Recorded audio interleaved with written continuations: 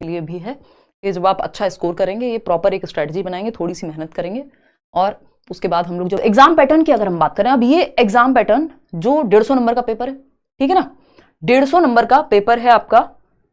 सारी बातें करेंगे, बुक्स कौन सी पढ़ें नहीं पढ़ें क्या करें, टोटल मार्क्स कितने 150, चाहे पेपर 1 हो चाहे पेपर 2 हो, 150 नंबर का ही पेपर आता है। ड्यूरेशन भी 150 मिनट है, यानी 2.5 घंटा, अच्छा खासा टाइम मिलता है पेपर में। मोड क्या है, OMR शीट यानी ऑफलाइन पेपर होगा। ये इस बार बहुत बड़ा रीजन रहा कि कई सारे लोग गलत गोले भरने की वजह से, स्पीड प्रैक्टिस की कमी की वजह से इस चीज में लैग किया, क्योंकि हमें आदत हो गई है फोन पे पढ़ने की या फिर मोबाइल उसमें लैपटॉप में मॉक टेस्ट देते हैं हम लोग। लेकिन OMR मैंने प्रॉपर शेयर की थी इस बार कि आप प्रैक्टिस कर लीजिए, 3 प्रैक्टिस 7 प्रैक्टिस, जितनी शीट आप प्रैक्टिस कर लें उतना अच्छा है। ठीक, नेगेटिव मार्किंग इस एग्जाम में होती नहीं है, क्वालिफाइंग एग्जाम है, किसी से कोई कंपटीशन नहीं है, आपका अपने आप से कंपटीशन है। आपको 150 में से 90 नंबर लाने और 82 नंबर लेकर के आने, यदि आप किसी भी कैटेगरी से हैं। ठीक है, EWS इसमें चलता नहीं है क्योंकि नौकरी वाला एग्जाम नहीं है।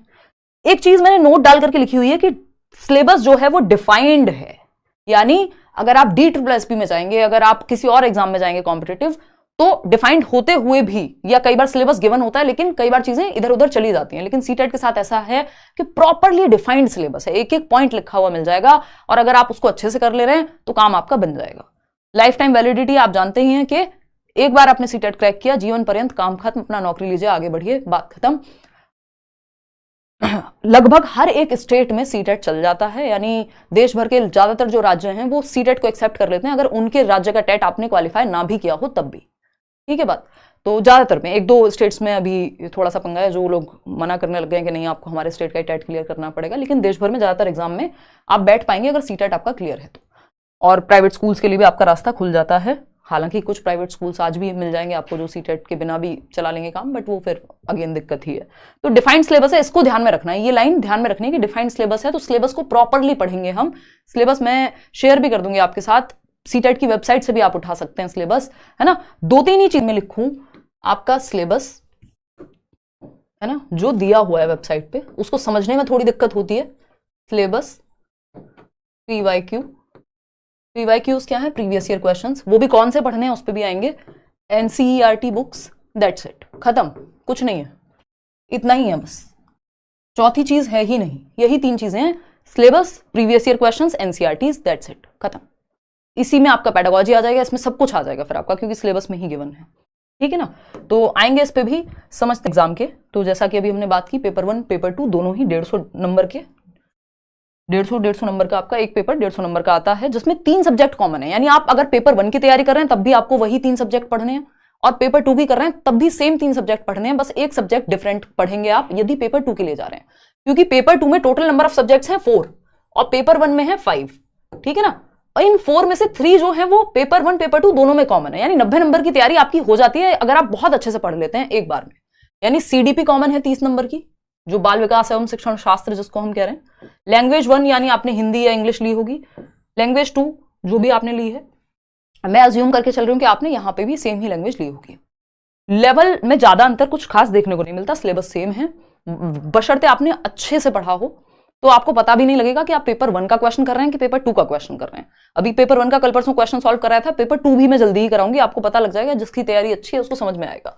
EVS और मैथ्स की अगर हम बात कर रहे हैं तो ये 30 मार्क्स के हैं, ये दोनों सब्जेक्ट मिला करके, यानी एक सब्जेक्ट बन जाता है पेपर 2 में। SST आएगा या तो 60 नंबर का, या साइंस और मैथ्स आएगा, वो आपके ग्रेजुएशन पे डिपेंड करेगा।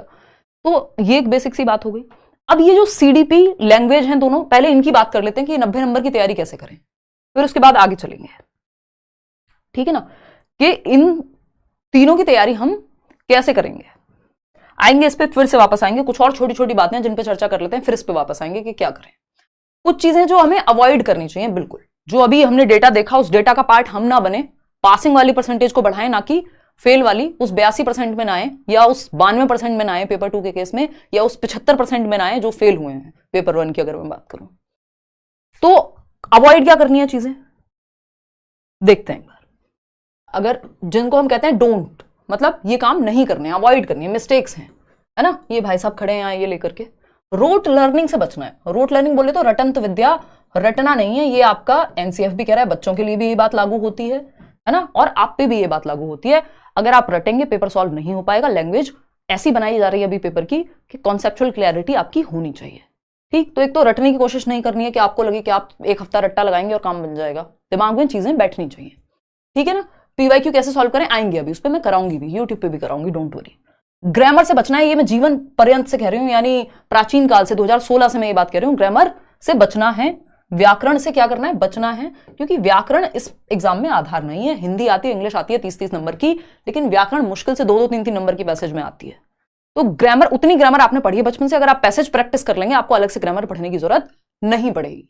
आपके पास समय है, आप किसी बैच में हैं, आपको कोई टीचर अपने तरीके से करा रहे हैं, कुछ पर्टिकुलर टॉपिक्स करा रहे हैं, वो आप कर सकते हैं। अदरवाइज अवॉइड कीजिए, पेडागोजी पे फोकस कीजिए। पेडागोजी रीढ़ की हड्डी है इस एग्जाम की, है ना। स्पाइनल कॉर्ड बोलते हैं ना, बिना उसके बैठ नहीं सकते, कुछ नहीं कर सकते, जीवन बेकार है। ऐसे ही सीटेट काम का नहीं है यदि आपने पेडागोजी नहीं पढ़ी। आएंगे उस पर। तो ग्रामर से बचना है, ग्रामर नहीं पढ़नी। ग्रामर पढ़ते रहते हैं कई लोग, पेडागोजी नहीं पढ़ते। पहले तो किताबों में नहीं आती थी ग्रामर, आजकल तो बुक्स भी अगर आप खरीदने जाएंगे वहां पे भी पेडागोजी मिल जाएगी। इतना बुरा हाल था। डेविएशन फ्रॉम सिलेबस, सिलेबस से भटक गए हम, सिलेबस पता ही नहीं है। हाँ, रटंत विद्या चलंत नहीं, बिल्कुल सृष्टि।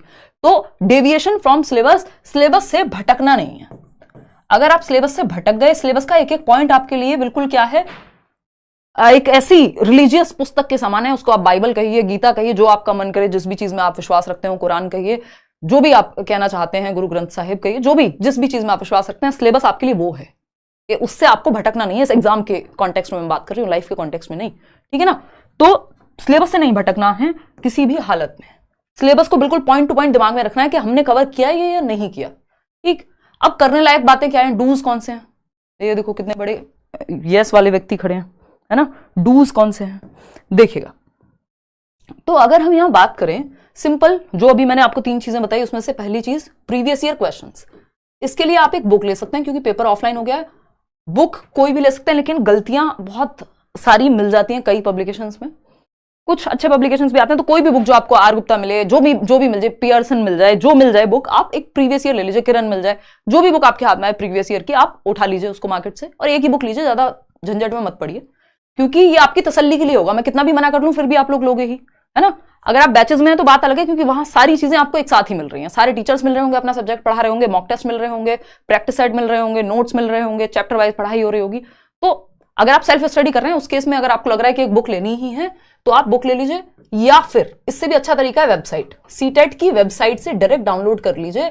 कितने, 2018 का पेपर लिख लीजिएगा कहीं, 2018 का पेपर, 19 का अवॉइड कर सकते हो। 19 के दोनों पेपर इतने आसान है, आज के समय में काम के नहीं है। 2018 से पहले वाले पेपर भी बहुत ज्यादा काम के नहीं है, उसमें से सेलेक्टेड क्वेश्चंस आपके काम के हैं, जो मैं यूट्यूब पे आपको करा दूंगी या प्रैक्टिस में आपको करा दूंगी। तो 2018 का पेपर, 2020 वाला जो पेपर है ऑनलाइन, जितनी भी शिफ्ट हैं वो, 2021 वाला पेपर, और ये जो अभी हुआ है, ये था तो कायदे में 2022 वाला, तो ये वाला पेपर ऑनलाइन। मतलब 2018 के बाद से 19 को आप स्किप कर सकते हो। 19 का पेपर एकदम नॉर्मल पेपर था, उसमें कुछ भी अलग से कोई कुछ नहीं उन्होंने स्पेशल दिया। तो 2018, 20 मतलब दोनों साल के ऑनलाइन पेपर और 18 वाला पेपर और इस बार का जो पेपर है, तो आपको सिर्फ 4 साल का करना है। ये 4 साल सिर्फ लगेंगे, क्योंकि ऑनलाइन के बहुत सारे सेट हैं, तो आपको वो 2 साल के पेपर करने में टाइम लग जाएगा। तो अच्छे से उसको कर लीजिएगा। ये जो 20-21 वाले ऑनलाइन के पेपर हैं, इनको थोड़ा सा समय लगा करके अलग अलग शिफ्ट के, मैंने ये कराए भी हुए, यूट्यूब पे भी कराए हुए हैं, अगर आप सर्च करोगे, और मैं प्रैक्टिस में भी कराऊंगी जो अच्छे क्वेश्चन होंगे, है ना। ऑनलाइन के ये दोनों पेपर आपको कर लेने हैं। इस बार का जो पेपर है अगस्त वाला ऑफलाइन, ये आपको कर लेना है। तो सिर्फ 4 साल के पेपर आपको करने हैं 2018 से अब तक, ठीक है, प्रीवियस ईयर के नाम पे। ऐसा नहीं है आप 11 से लगे पड़े हैं। एनसीईआरटीज के कोई बहुत ही ज्यादा प्रतिभाशाली व्यक्ति हो, गिफ्टेड बच्चा जिसका मन करता हो कि नहीं मैं तो सारे ही करूंगा या करूंगी, तो प्रैक्टिस सेट से अच्छा है फिर आप प्रीवियस ईयर लगा लो, चाहे 2011 तक के ही लगा लो। प्रैक्टिस सेट अलग से लेने की कोई जरूरत नहीं है। स्टैंडर्ड क्वेश्चंस रेयर ही बनाता है कोई, वो आपको बेवजह के क्वेश्चन मिलेंगे आधे से ज्यादा। उससे अच्छा है आप प्रीवियस ईयर कर लें, चाहे 2011 से कर लें। एनसीईआरटीज की अगर हम बात करें तो एनसीईआरटीज इंपॉर्टेंट हैं। आपको फ्री नोट्स भी दिए हुए हैं, अगर जस्ट आपको एग्जाम पास करना है आपको फ्री नोट्स मिल जाएंगे, डिस्क्रिप्शन बॉक्स में लिंक होगा। 5 सब्जेक्ट के फ्री नोट्स हैं, 1 रुपया किसी से नोट्स के नाम पे नहीं लेते, और शायद ही आपको देश भर में उतने क्वालिटी नोट्स फ्री में मिल पाए। उनको बेचते हैं लोग, ऑफलाइन में भी बेचते हैं, अलग अलग शहरों में मार्केट्स में बिकते हैं, वो आप ही लोग बताते हैं ये। तो वो नोट्स आप फ्री हैं, उनको डाउनलोड कर लीजिए, प्रीवियस ईयर उठा करके पढ़ लीजिए वेबसाइट से। एक किताब मत लीजिए, कुछ मत कीजिए, लेकिन उसमें आपकी मेहनत पर्सनल लगेगी, ठीक है। या फिर आप बैच में एनरोल कर लीजिए, तो वहां फिर आपकी थोड़ा सा आप हर दिन के बेसिस पे पढ़ रहे होंगे, और एकदम से आपका जो हेडेक है सारा वो एक तरफ ही नहीं होगा, आपके साथ टीचर भी उतनी ही मेहनत कर रहे होंगे सारे सब्जेक्ट्स की, वो आप पे डिपेंड करता है टोटली। अगर हम कहें एक और चीज जो एनईपी हमें कह रही है और जो हमें पेपर में भी लगानी है, क्रिटिकल थिंकिंग। सारे ऑप्शंस कई बार सेम लगते हैं, सारे ऑप्शंस काम के लगते हैं। इस बार क्वेश्चंस भी इस तरह से पूछे गए हैं कई, तो अभी मैं पेपर 2 कल डिस्कस करूंगी, तब बात करेंगे उस पर कि आपको लगता है ये पूछना क्या चाहते हो भाई, चाहते क्या हो आखिर, है ना। तो ये एक बात है। क्रिटिकल थिंकिंग आपको पेडागोजी में काम आती है कि सोचना कैसे है टीचर के पर्सपेक्टिव से, जो पेडागोजिकल क्वेश्चन सॉल्व करने में काम आएगी। एक और चीज पैसेज प्रैक्टिस, पैसेज की प्रैक्टिस कर लेनी है। क्यों? क्योंकि 30 नंबर के आपके पैसेज हैं, यानी गद्यांश पद्यांश की अगर मैं बात करूं, पैसेज टोटल 30 मार्क्स हैं, और ये सिर्फ प्रीवियस ईयर के कीजिए और कहीं बाहर से कोई पैसेज मत करिए, उसी के तर्ज पे आते हैं, सेम कहीं नहीं मिलेगा आपको, रिपीट होते हुए नहीं दिखेंगे, बट एज इट इज उसी पैटर्न पे आते हैं जो आपके पैसेज हैं। तो पैसेज जो हैं आपके, क्योंकि 15 नंबर के लैंग्वेज 1 में आएंगे, 8 और 7 नंबर का 2 पैसेज, और ऐसे ही आपके लैंग्वेज 2 में आएंगे। क्लियर है बात? तो पैसेज की प्रैक्टिस प्रीवियस ईयर से जरूर कर लेनी है। तो ये कुछ चीजें जिनका हमें ध्यान रखना है। ओएमआर पे आप प्रैक्टिस कर सकते हैं, बट उसके लिए अभी समय है। आपका सिंपली आपको कुछ नहीं सोचना है इसमें, आप पढ़ेंगे साथ में मिलकर के, ठीक है ना। लेट्स लर्न के ईवीएस की अगर हम बात कर रहे हैं, ये नोट्स में हालांकि सारे दिए हुए हैं। ईवीएस में जो एनसीईआरटी के नोट्स होते हैं 3rd, 4th, 5th के, वो आपको दिए हुए हैं। या तो आप एनसीईआरटी की बुक खरीद के ले आइए 3rd, 4th, 5th की ईवीएस के लिए, आपके पर्यावरण अध्ययन के लिए, या फिर आप सिंपली एनसीईआरटी की वेबसाइट से भी डाउनलोड कर सकते हो, या फिर आपको एनसीईआरटी वहां से आप ये पढ़ सकते हो। प्लस प्रीवियस ईयर जरूर करना है इन चीजों के साथ। मैथ्स में इसी एनसीईआरटी से आपकी 15 नंबर की पेडागोजी भी कवर हो जाएगी, और आपका ये वाला जो 15 नंबर का कंटेंट है वो भी। मैथ्स आपका अगेन 15 नंबर का है, बेसिक मैथ आता है प्रीवियस ईयर अगर आप अच्छे से कर लेते हैं, या टीचर के साथ आप अच्छे से टॉपिक भी पढ़ लेते हैं, और 15 नंबर की है पेडागोजी। इसके क्वेश्चंस बहुत रिपीट होते हैं, सिलेबस डिफाइंड है, 7-8 टॉपिक है मुश्किल से, ठीक है ना। तो इसके लिए भी आपको नोट्स दिए हुए हैं, या फिर आप बैच में पढ़ रहे होंगे। लैंग्वेज 1 की अगर मैं बात करूं, तो लैंग्वेज 1 में पेडागोजी दोनों आप टेंशन फ्री होकर के छोड़ सकते हैं मेरे ऊपर। सीडीपी ऑलरेडी आप छोड़ चुके हैं, है ना, तो उसकी टेंशन आपको नहीं है। एसएसटी और साइंस और मैथ्स की अगर हम बात करें, तो ये क्लासेस इसकी बैचेस में होती है, मैं इसका सेशन नहीं लेती हूँ, बहुत बड़ा सिलेबस है। और 6th to 8th आपको 6th, 7th और 8th की एनसीईआरटी पढ़नी होती है। आज तक शायद ही आपको कोई व्यक्ति मिलेगा जो एक मैंने सीटेट क्रैक किया है और 6th, 7th, 8th की एनसीईआरटी एसएसटी या साइंस के लिए नहीं पढ़ी है। एसएसटी के लिए तो मस्ट ही है, तो ये आप थोड़ा सा देख लीजिएगा। बाकी तीनों चीजें कॉमन है। तो आज के लिए इतना ही। अगर आप